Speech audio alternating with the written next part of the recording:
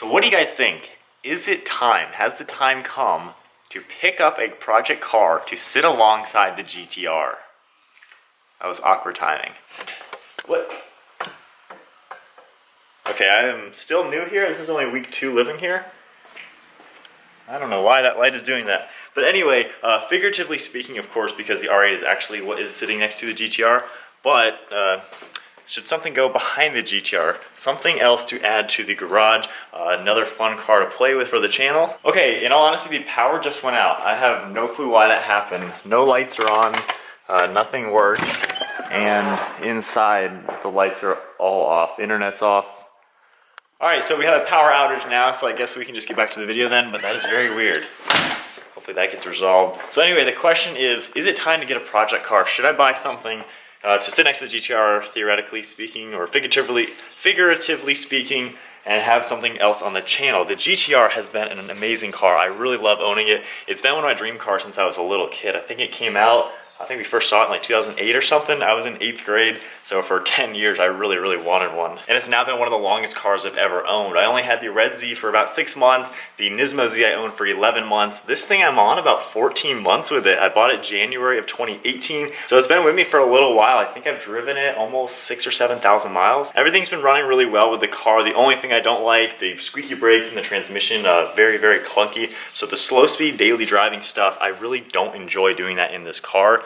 I'm kind of torn when I do drive it because getting out of town, I'm not enjoying the car. Like getting over the little bump in my driveway, there's clunks and weird noises that happen every time I do that. And then just tight turns and stuff, it's super clunky. But then once I'm on the open road, the back roads, and just flooring and enjoying how much of a performance car this is, I fall in love with it once again. So my goal would be, if I get a project car, it's gonna be something, not 100% a project car that doesn't run half the time, a good, relatively new car, maybe something 5 years old, under 40,000 miles. And this car would be something that I would use for like the day-to-day stuff, just grocery getting, going to visit someone real quick, something where I don't really care about putting miles on it, driving in the rain, something that I just don't really have to care about too much. I don't care about putting miles on this car in all honesty. Once I hit 30,000 in it, I really could care less. It's not that expensive to maintain. The depreciation isn't really happening. I can still sell this thing for about what I paid. So I know if I even rack this thing up to 45,000 miles, I could still get about 65 grand for it. I only paid 67.5 for the car. So really not depreciating with mileage, so I can enjoy it. I don't have to worry about that. But it would be cool to have something a little bit smoother to drive, something easier and cheaper, just something fun that can be a part of the channel, but then still is gonna be a good car for just the normal daily driving. Okay, so now here is the criteria. It can't be an expensive car. I don't want something crazy like a $30,000 car. I was considering a Nismo Z. I was looking at the market for 2017, 2018 Nismos, just like the one that I had.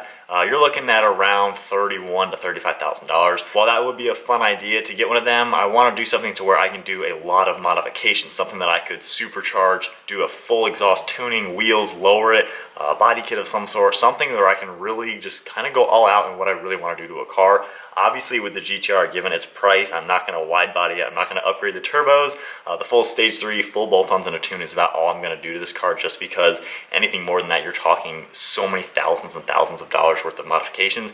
I don't want to do that. So with that said, I'm thinking $15,000 is the budget. Now, I hope you guys have been enjoying all the dealership videos that I've been doing. With this car, I'm going to finance it. I'm planning to do 5 grand down and finance the $10,000.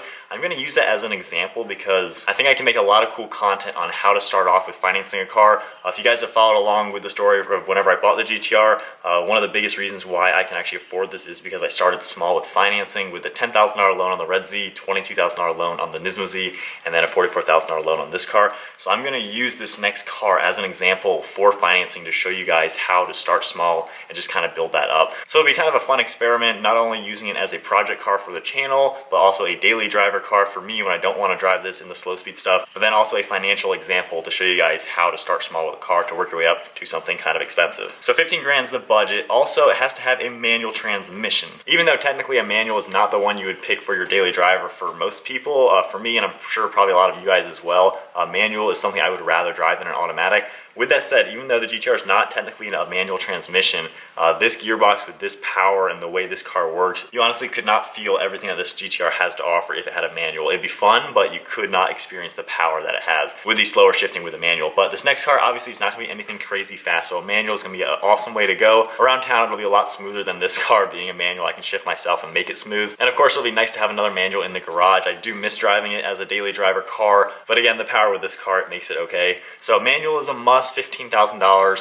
I think rear-wheel drive is the way to go. I really am not a fan of front-wheel drive cars. I've driven the Focus STs and stuff like that, the Golf GTIs. They're all fantastic cars, but this is a car I want to be able to do donuts with and drift with. I want to kind of learn more about cars, learn more about driving cars and doing performance things. The GTR can drift, but it's so powerful and so crazy. Once you break traction, it's a monster to handle. So something kind of nimble, rear-wheel drive would be a fun thing to go with. And then with the manual, that'll just help with learning to do donuts and drifting and all that kind of fun stuff.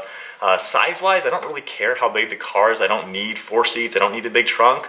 I'm not against that. This thing is as practical as I can get. We have Mike's Tacoma here, so if I need anything bigger than that, I have the Tacoma to use. So I don't care what size it is. I don't really care what size engine or anything it has, but I want the platform to be something where I could twin turbo it, turbocharge it, supercharge it, do something more than stock and just build it into a much faster car. So I want to start with a really good platform, something that I can put parts into and make it into a really, really fun to drive sports car, but still be a great daily. So with all that said, comment down below, what do you guys think would be a good addition to the GTR to have as the daily, the fun project car? It has to be very mod friendly, something with a lot of aftermarket support. I want to do a lot of mods, a lot of upgrades to it and really make it my own and just have a ton of fun with that. One more criteria I don't think I mentioned is mileage. I don't want an old car, so something, actually I think I did say that, under 40,000 miles, something kind of newer.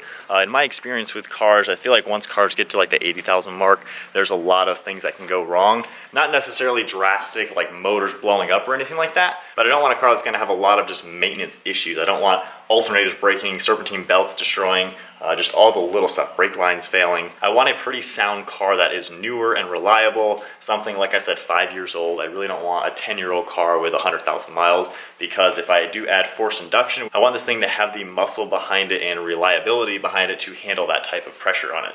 This isn't gonna be a super long-term car, maybe 2 years at the max if anything. It could also be a very short-term car, just the rest of 2019, part it out, sell it, and then move on to another project. So it's not gonna be anything that I'm gonna keep forever. It's not gonna be like Mike's Tacoma where he's gonna keep that until the next generation comes out in like 8 more years. But something fun, cheap, low mileage, and something that'll be really cool for the channel. So with that said, guys, comment down below what you think the perfect little project car slash daily would be. The only 2 cars I can honestly think of off the top of my head are an FRS or a 370Z or a 350Z.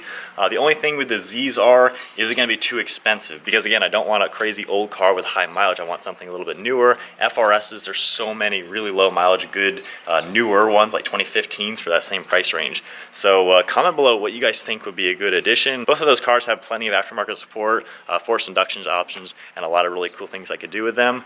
I don't need this next car to be the fastest car out there because this kind of is one of the fastest cars out there. So I already have a fast car if I want to go fast and do the crazy stuff in this thing. But the next car, nimble, fun to drive manual, good platform, good aftermarket support to at least make it faster than stock and at least a thrill to drive. But I think that's kind of every bit of criteria that I have for the next car. I am looking to make this purchase in the next month or so. I want to get going on something. I think it'd be a fun project to add to the channel and just have a normal daily driver car that I can drive when I don't feel like driving the GTR. But that is everything I wanted to say for today's video. Hope you guys can help me come up with some other really good ideas, or if the 2 cars I've said are already the best choices, let me know if one of those 2 cars would be the perfect option. But that is it for today's video, you guys. Hope you enjoyed it. Give it a huge thumbs up. Smash the subscribe button. Tell me what you guys think is going to be the next best project car for the channel to sit behind the GTR. Anyways, that is it. We'll see you guys next video.